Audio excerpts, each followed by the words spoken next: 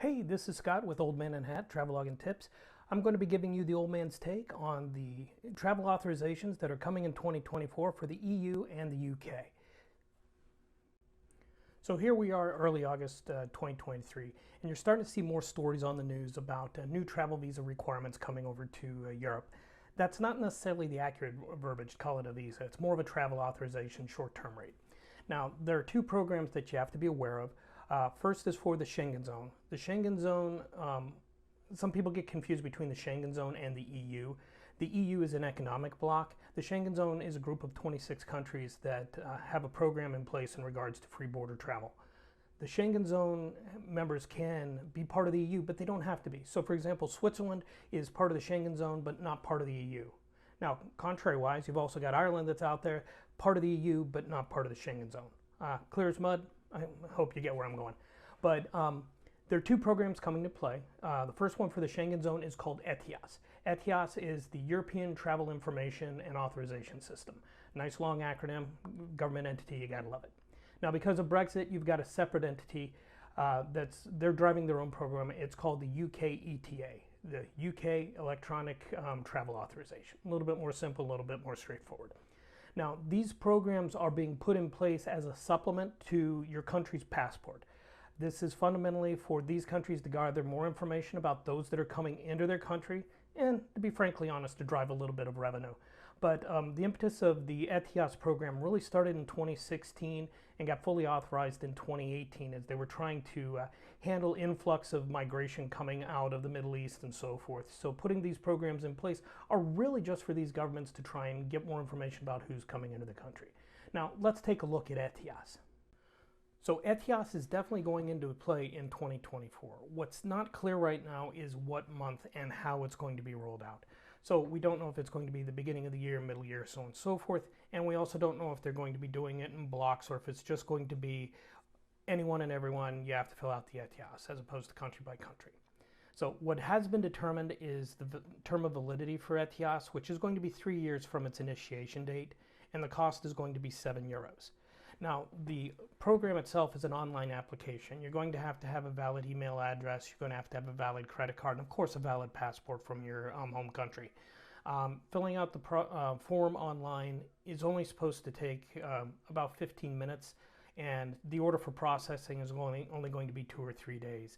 Now, obviously, they're going to collect information. They're going to reconcile it against Interpol or whatever their legal systems are to validate and make sure you're not don't have legal issues in coming into the country. Now, with the program, once you've got everything and it's been approved, they are recommending that you carry 2 copies of the ETIAS with you when you travel, and you're going to have to declare the first country you go into, or the first city. So for example, say you have to go to Germany and your gateway city is going to be Frankfurt. So for that first activation, you're going to have to declare when you're going in, what city you're going to go in. You're going into Frankfurt, and then once that's activated, it's good for the 3 years, and you can move around as you do today with your existing passport. Now, I made comment earlier that the visa term isn't necessarily accurate. It truly is a short-term based travel authorization to supplement your passport.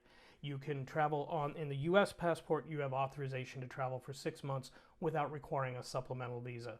Other countries obviously have different agreements with those countries. So for those 6 months, you can go visit aunt in whatever country within the Schengen zone. You can travel to hike in the Alps, or you can travel on business. So all of that is still valid as today's passport, but it's only for 6 months. If you're going to be over 6 months, you're going to need an extended stay visa. You can't sign up for a college course. You can't get a job. All of that's going to take an additional visa, and you have to apply with that through the appropriate country. Now let's take a look at the UK ETA and how it differs.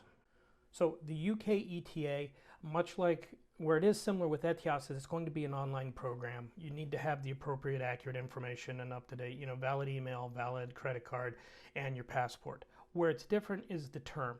The term base for the UK ETA is only going to be 2 years, and it's going to cost £10.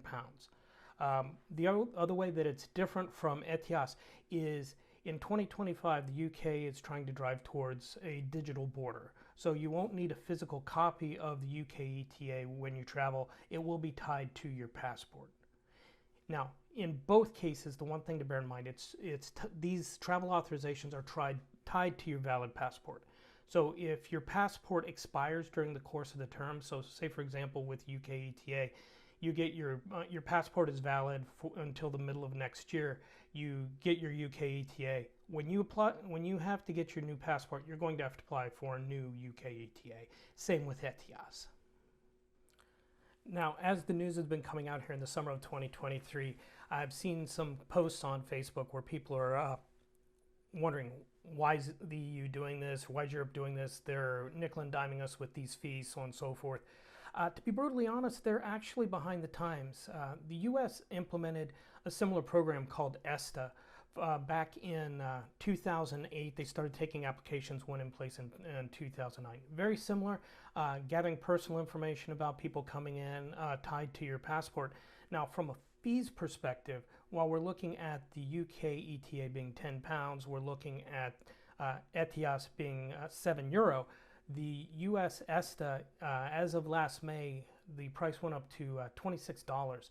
So it's actually a better deal to go to Europe as a foreigner than it is to come to the US. But those programs, again, are really tied to who's coming into their country and, again, driving some revenue. Now, I've provided some information in regards to what the UK ETA and ETIAS are.